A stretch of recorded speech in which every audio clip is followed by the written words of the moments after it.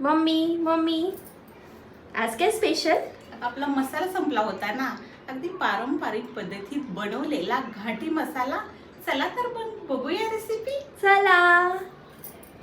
उन्हाळी पदार्थ बनवायला सुरुवात केलेली आहे मी आणि त्यातलाच एक पदार्थ म्हणजे घाटी मसाला. आता घाटी मसाला बनवायचं म्हटलं तर खूप मेहनतही करायला लागते आणि खूप काळजी पण घ्यायला लागते. तर मी इथे बघा मिरच्या सुकवून चांगल्या नीट करून घेतलेल्या आहेत आणि मी आता मसाला भाजायला घेतलेला आहे.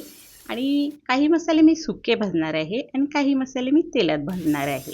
म्हणजे तुम्ही जर चांगले मसाले मिरच्या चांगलं भाजून घेतलं ना, तुमचा मसाला अगदी वर्षभर टिकेल, अजिबात खराब होणार नाही, गॅरंटी देऊन सांगते.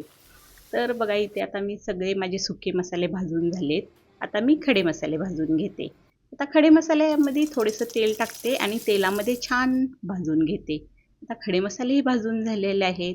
आता मी खोबरं भाजून घेणार आहे आणि खोबरं देखील तुम्ही छान भाजून घ्या, ब्राऊन कलर येऊस्तोपर्यंत. आता मी कांदाही भाजून घेत आहे. कांदा पण तुम्ही बिरिस्तासारखा भाजून घ्या, म्हणजे तुमची चटणी अजिबात खराब होणार नाही. आता सर्व आपला मसाला भाजून झालेला आहे आणि मी चालले आता डंकावरती मसाला कुटण्यासाठी. अगदी पारंपरिक पद्धतीत मसाला मी कुटलेला आहे आणि मस्त असा घाटी मसाला झणझणीत आणि स्वादिष्ट होतो.